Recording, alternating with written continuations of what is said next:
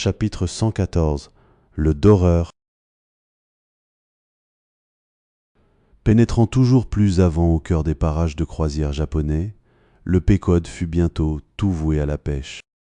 Souvent, par un temps doux et agréable, les hommes lançaient les pirogues à la poursuite des baleines, soit aux avirons, soit à la voile ou au pagaie, pendant 12, 15, 18 et 20 heures de suite, et attendant tranquillement qu'elles remontent pendant 60 ou 70 minutes. Peu de succès pourtant couronnaient leur peine. En de tels moments, sous un soleil sans défaillance, flottant tout le jour sur des vagues lentes et légères, assis dans une embarcation aussi aérienne qu'un canoë de bouleau, et si intimement liée à la langueur des lames qu'elle ronronnait contre les plats-bords comme des chats sur la pierre de l'âtre. Les hommes goûtaient une quiétude rêveuse lorsqu'en contemplant la peau éclatante et lisse de l'océan, ils oubliaient le cœur de tigre qui battait dessous et se refusaient à se souvenir que cette patte de velours cachait des griffes impitoyables. En de tels moments, le vagabond dans sa baleinière éprouve envers la mer un sentiment tendre, filial, confiant, assez semblable à celui qu'il porte à la terre. Il la regarde comme un parterre de fleurs et le navire, qui, au loin, ne laisse voir que la pointe de ses mâts, semble se frayer sa route non à travers le roulement de vagues, mais à travers l'herbe haute d'une prairie ondulante, tels les chevaux des émigrants de l'Ouest dont seuls pointaient les oreilles, tandis que leur corps avançait péniblement dans une étonnante verdure. Vierges vallons longuement étirés, collines bleues et douces, sur lesquelles glisse un silence murmurant, et l'on pourrait presque jurer que des enfants, là de leur jeu, sont étendus endormis dans ces solitudes, quand, en un mai joyeux, sont cueillies les fleurs des bois. Dans la magie de votre humeur, rêve et réalité se rencontrent à mi-chemin, s'interpénètrent et ne forment plus qu'un. Ces scènes apaisantes pour passagères qu'elles aient été, n'était pas sans avoir, passagèrement, un effet apaisant sur Achab. Mais si ces secrètes clés d'or semblaient livrer l'or de son trésor secret, son haleine toutefois en ternissait l'éclat. Où, herbeuse clairière, au printemps éternel et infini des paysages de l'âme en vous, bien que depuis longtemps calcinés par la sécheresse mortelle de cette vie terrestre, en vous, les hommes peuvent encore se rouler comme un jeune cheval dans le trèfle matinal et, pour de rares et éphémères instants, sentir en eux la fraîche rosée de la vie éternelle. Plût à Dieu que durent ces calmes bénis. Mais les fils de la vie emmêlés, confondus, sont tissés de chaînes et de trames. Les calmes traversés d'orages, un orage pour chaque calme. La marche de la vie n'est pas un chemin qu'on ne rebrousse jamais. Nous n'avançons pas selon une progression constante, jusqu'à l'ultime arrêt, à travers l'enchantement innocent du premier âge, la foi naïve de l'enfance, à travers la condamnation commune du doute de l'adolescence, puis le scepticisme, l'incroyance, pour trouver enfin le repos méditatif du si de l'âge d'homme. Mais, le parcours terminé, nous recommençons la ronde et sommes à nouveau des enfants, des adolescents et des si, éternellement. Où est le port ultime dont nous ne lèverons plus l'ancre? Sous quelle voûte céleste extasiée navigue le monde dont les plus harassés ne se lasseront pas? Où se cache le père de l'enfant trouvé? Nos âmes sont les orphelines de filles-mères mortes, en leur donnant le jour et le secret de notre paternité, demeurent dans leur tombe, là où il nous faut aller pour l'apprendre.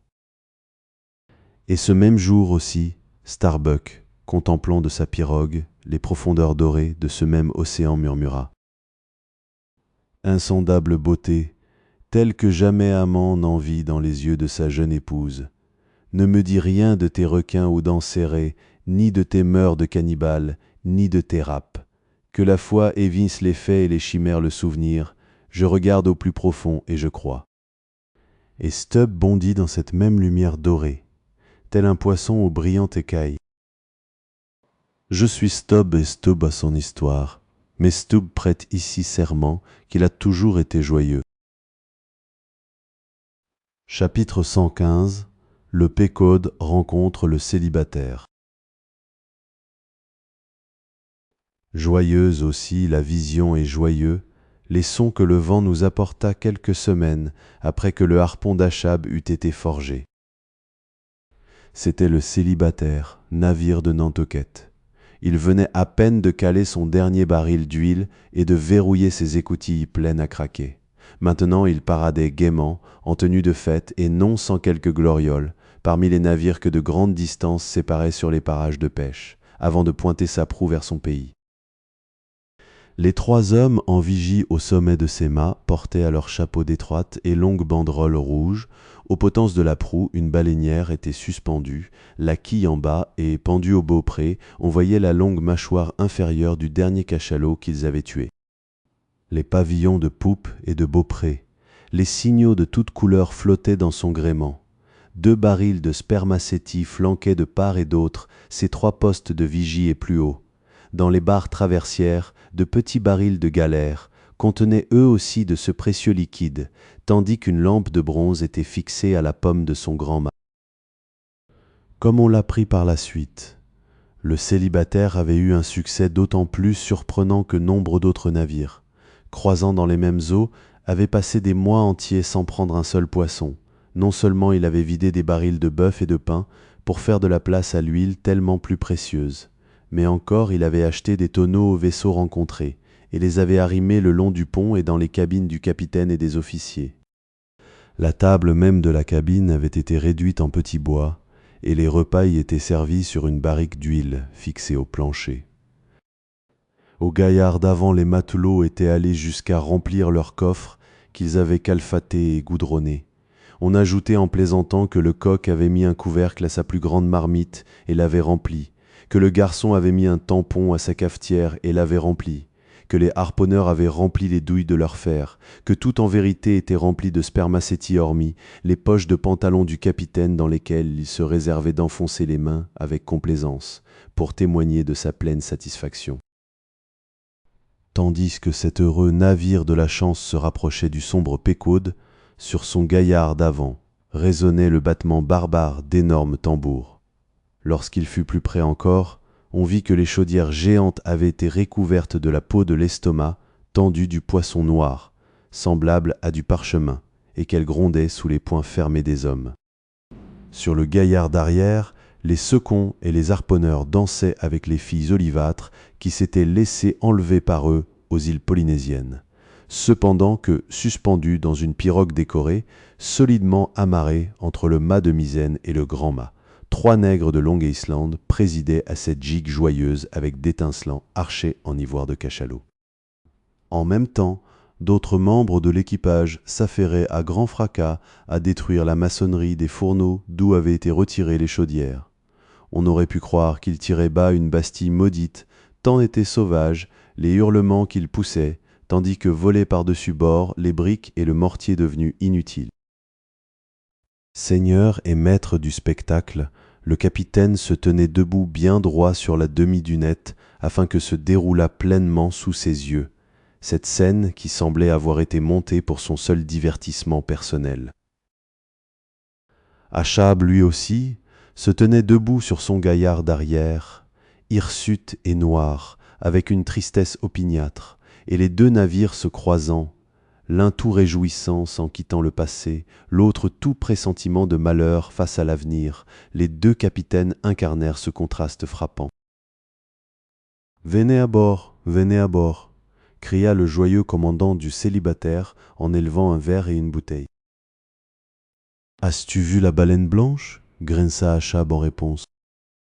« Non, seulement entendu parler, mais n'en crois pas un mot, dit l'autre avec bonne humeur. Venez à bord. Tu es trop diablement gai. Va ton chemin. As-tu perdu des hommes? Pas qu'il vaille la peine d'en parler. 2 Islandais, c'est tout. Mais venez à bord, vieux frère, venez. J'aurais vite fait d'effacer cette ombre à votre front. Venez, voulez-vous, c'est fait, un navire plein et en route pour le pays. La familiarité des imbéciles est étonnante. Marmonna Achab, puis à voix haute. Tu dis que tes cales sont pleines et que tu rentres au pays. Appelle-moi un navire vide en partance. Aussi va ton chemin, j'irai le mien.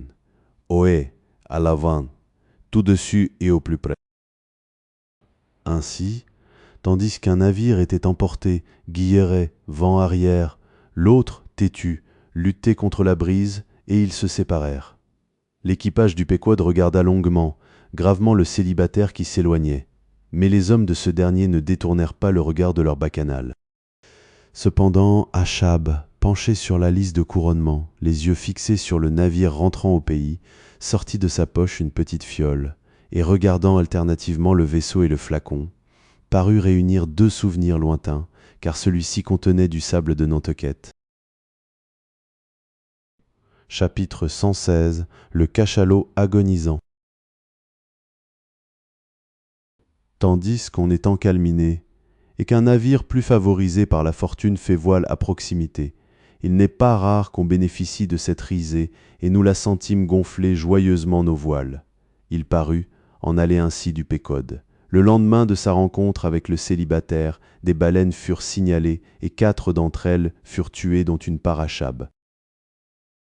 Il était tard dans l'après-midi, lorsque le pourpre combat eut pris fin, et que, flottant dans la beauté de la mer et du ciel du couchant, le soleil et le cachalot silencieusement agonisaient ensemble.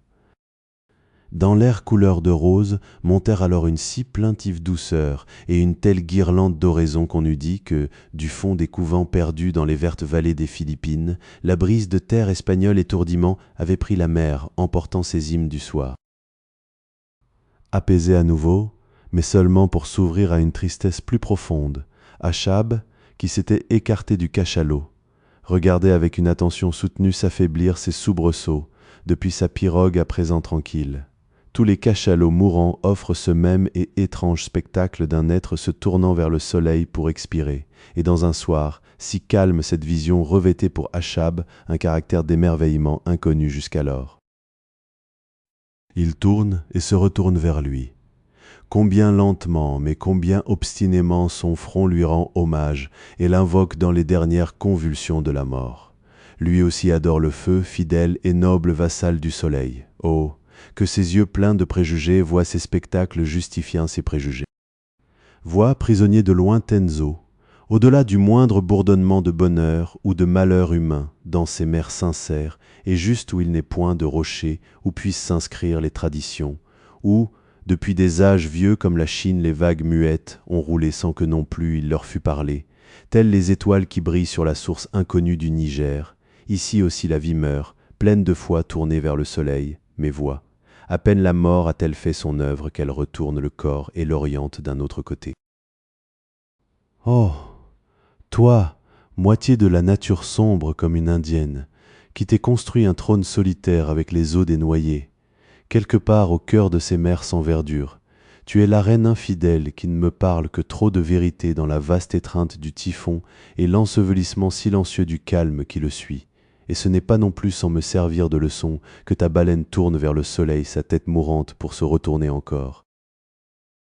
Ô flanc puissant 3 fois cerclé de fer, ô souffle d'arc-en-ciel qui monte vers les nues, et celui qui peine et celui qui s'élance sont également vains. En vain, ô baleine, quêtes-tu l'intercession du soleil, là-haut fécondateur qui appelle à la vie, mais ne la rend pas. Mais toi, moitié sombre, tu me berces d'une foi plus noire et plus fière. Tout ce que tu as confondu indiciblement flotte ici sous moi. Je suis soutenu au-dessus de la surface par les souffles d'êtres autrefois vivants, exhalés en tant que souffle, mais devenus eau à présent. C'est pourquoi je te salue à jamais, ô mer dont les flots éternels sont le seul repos de l'oiseau sauvage, né de la terre, allaité cependant par l'océan.